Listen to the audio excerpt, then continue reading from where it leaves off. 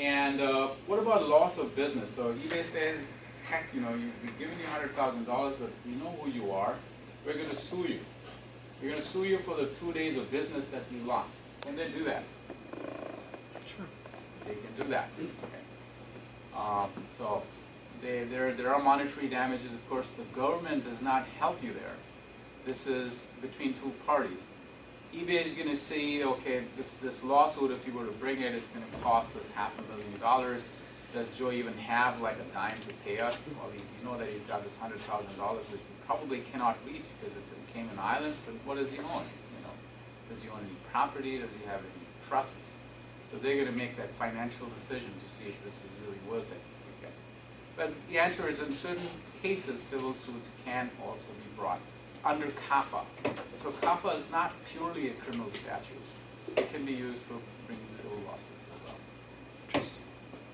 Okay, next act that I want to talk about is Wiretap Act. So here things were really happening, you know, something happened, you know, and you caused damage to a computer, you know, you stole some information and all of that. Okay. Wiretap has to do with live information for the most part. Okay. Wiretap Act has been around for a long time, you know, ever since telephones were in use. Wiretap Act has been around. But in 1986 or 89, I believe, it was updated to include electronic transmissions. Before that, it primarily dealt with telephonic communication. You could not tap into a telephonic communication. Historically speaking, police needs a warrant to actually listen in on your conversation, but they don't need a warrant to actually see which number you got. Okay. So Wiretap Act, therefore, taking from that same philosophy, prohibits looking into the contents of the communication, not the headers, and where this email is coming from or where it's going is not of any significance to the Wiretap Communication Act, the Wiretap Act.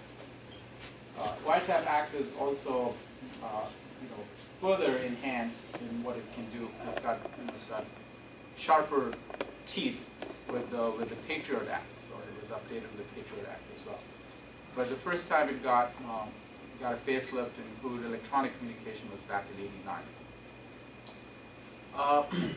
Well, by the way, Wiretap Act was also used for the prosecution of Watergate burglars. So here, I think I've been sort of, you know, talking to most of you about this off and on, that, hey, you know, if you're using a packet sniffer, you know, just watch out a little bit, because you are violating the Wiretap Act if you're looking at the contents. Because a lot of the communication on email and all that is basically asking you to read it. Okay, so it really deals with intercepting communication. Just the interception of the contents of communication is enough for you to be, for someone to be charged under the Wiretap Act. If you intercept and then disclose, that's the next, you know, that's the next level. And then use it for your own benefit. Okay, you intercept someone's communication, start blackmailing them. Okay, then that's section 1D. So just the interception of the communication itself is enough. So you can, you know, you have a spyware, they're sitting on your computer and they're sort of sniffing, they're logging your keystroke, the keystroke loggers. Those charges would be brought under, because they're not damaging your computer, they're not doing anything, you know, like CAFA would protect you. But now they're just sniffing stuff up. Sniffing doesn't cause any damage. And remember that it's not trespassing till it's a government computer. So how do you prosecute someone who's installed spyware on someone, you know, whose computer is connected on the internet? Well, that's what you use the Wiretap Act to prosecute. So spyware, packet sniffer, cloning email, you sort of pretend to be the sender, and when they respond to you, they're actually, you know, going to someone else, where you're trying to, you know, clone the email address of someone and have it routed to a different location. Other surreptitious collection of communication. Really, anything that is surreptitious will come under the Wiretap Act. If it's our own laptop or our own computer, though, if we sniff in promiscuous mode and Wireshark, is it okay? It's not. If it's our Ethernet card that's being accessed, I mean, it's being broadcast to that. But the communication. the communication was Not not, authorized. yeah, it has Yeah, to for be example, authorized. in this room it's okay, but if in other classroom it's against the law. I mean, if We're I'm talking about the Wireshark, a tool that can be used to intercepting the communications. Right. what if it's an unencrypted? I mean, it's if I connect to this to an Ethernet network, my card's getting hit by all this other traffic. It's Right. on my hardware. I own this hardware. I pay for this hardware, right? They're broadcasting All that is it. not a defense. I'm just I- saying, okay, go ahead. all that, yeah, paid for it, it's my hardware. I bought it at Radio Shack and I tapped into the phone line. No, I didn't buy it at Radio Shack. It's my own hardware. Well, it came in with your computer, right? Well, no, I just went to the store. Yeah, just stored any hard. It's not specialized hardware except for Wireshark. Right. So, Download it for free, and I only used my card. It's not like I went to somebody else's network and somebody else's computer and sniffed. okay, this is where, you know, how many times have you gone down M59 at 80 miles an hour? Shoot, Never. every day. Never? That's the question you're asking, right? That That was is the wrong. question you're asking. No, I'm saying that if I have. You are in violation of the Wiretap Act. Whether someone is going to, men in black uniform are going to come and grab you and take you away is a different matter. No, what I'm saying is, if two people are screaming across my lawn, one neighbor lives on the left, one neighbor lives on the right. If I listen into what they say, I'm not committing any crime. They're screaming across my lawn. No, you're not. You're saying I have to actively filter out their traffic. You don't have to install Wireshark and listen in on communication. Now think of it this way: if you're sitting on your home network, Right. it's just your your own Yep. communication that you're seeing. Right? So they don't want you to come to a place where you can see other people's communication. Okay.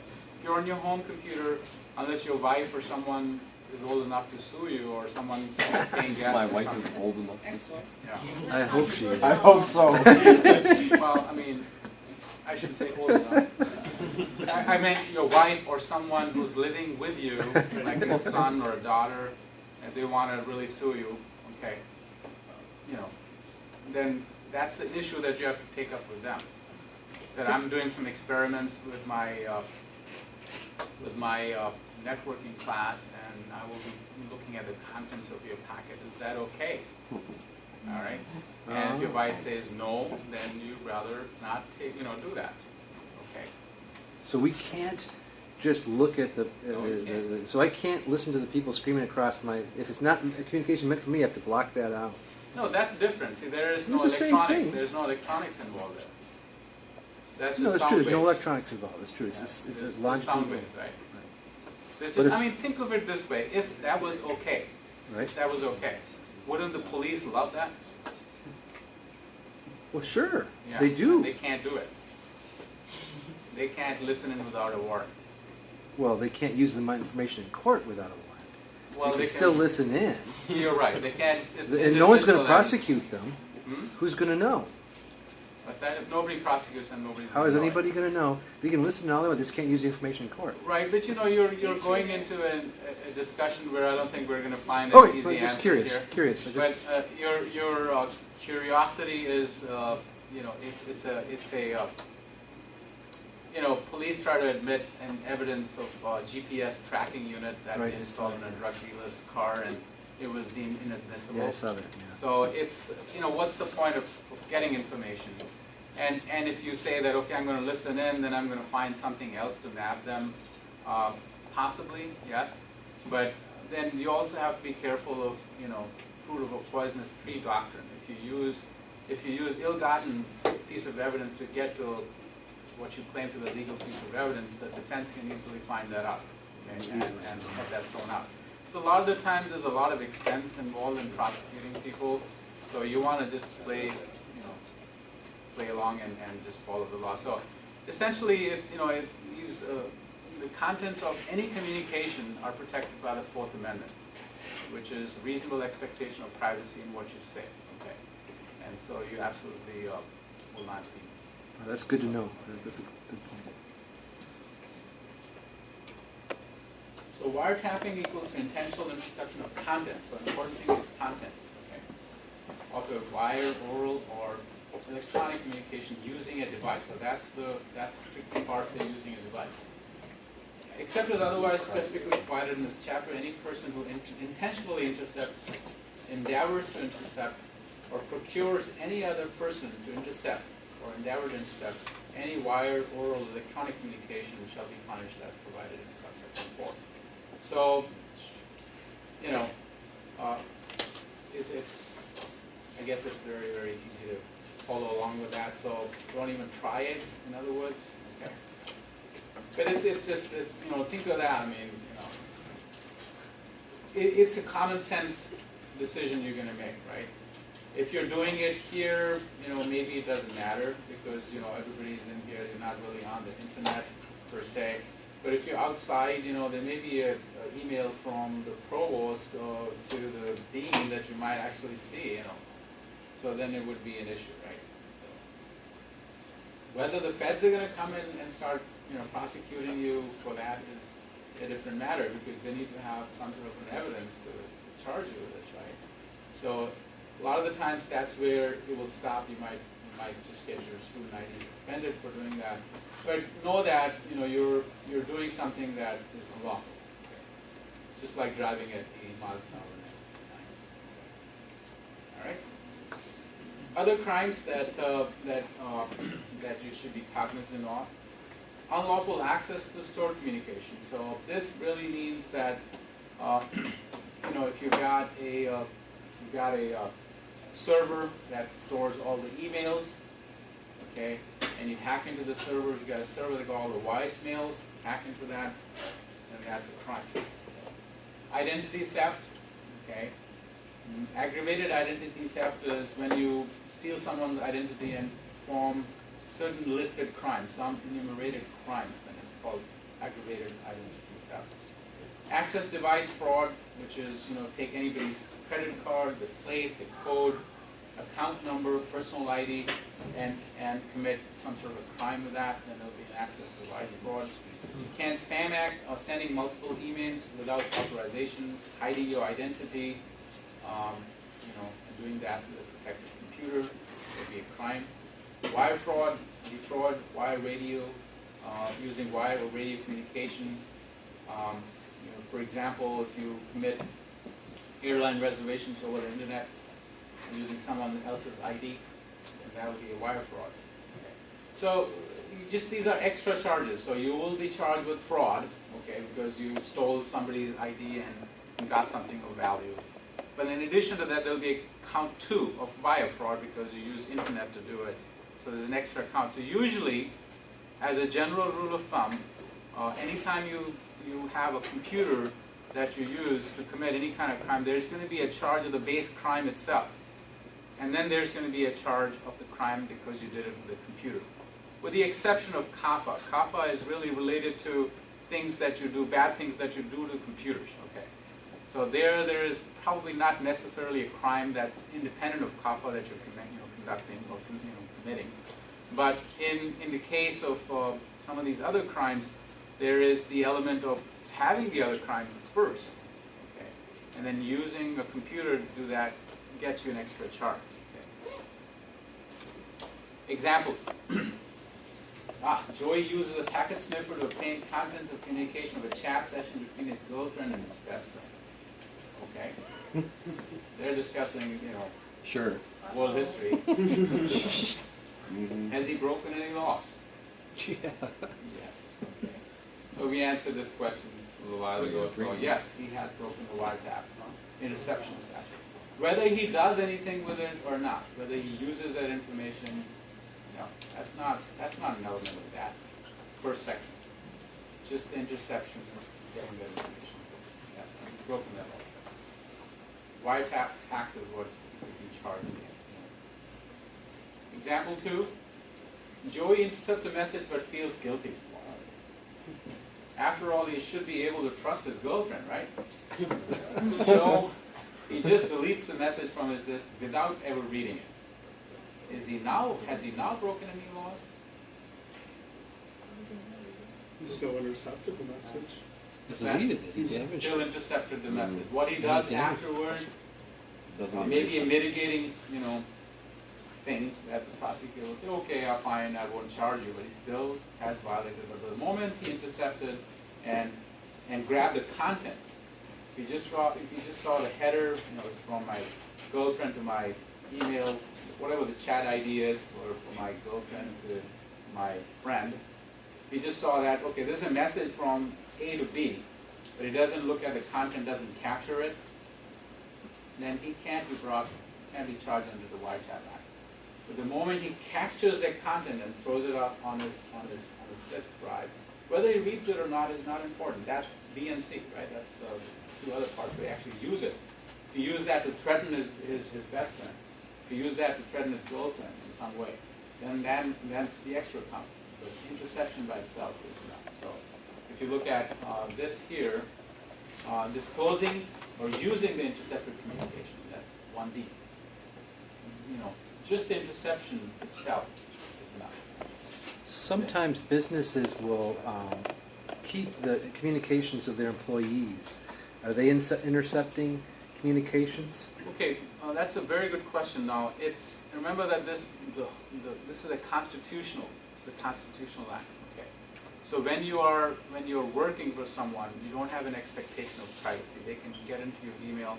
There is no Fourth Amendment violation in that situation. So, to a certain extent, you could still raise this issue that this is my personal communication, but you have to go back and look at your contract. They probably have you sign that away, that businesses are allowed to look at what you're doing. Okay, so as a contract of employment, that would be part of that clause, that you don't have the expectation of privacy, that they can come and look in your desk anytime, they can read your emails, and so they are working under the cloak of that protection. In the same way, if you get a contract with your girlfriend and say that you have the authority to look at all the chat sessions, there's no case in that case. So if I loan her my phone, it's my property. Can I intercept? Can I put spyware on my phone that I say, hey, you can use my phone for free? Let me review this case law on this a little bit more. I'm just curious. This is when it comes to the Fourth Amendment cases, things really get very, sometimes very muddy. Okay, Cool.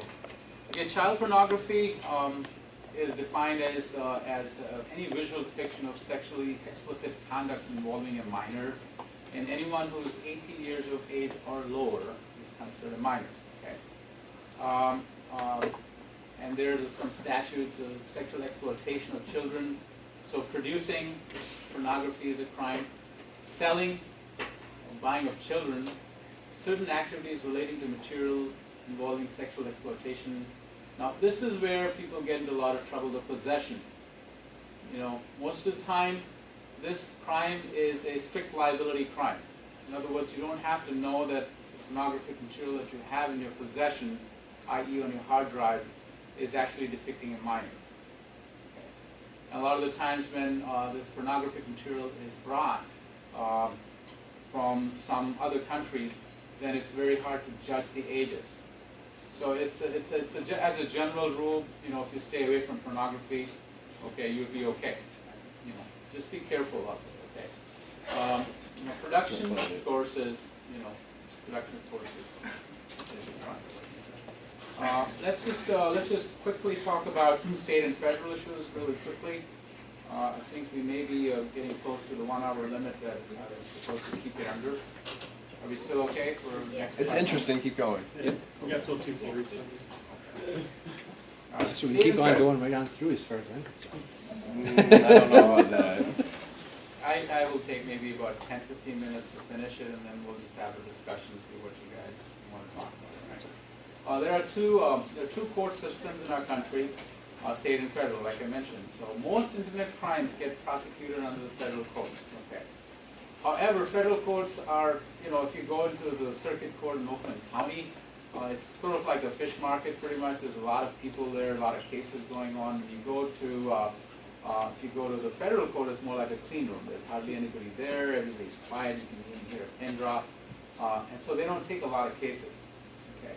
So as a result of which, most state, and including the state of Michigan, have state laws that really parallel the federal laws.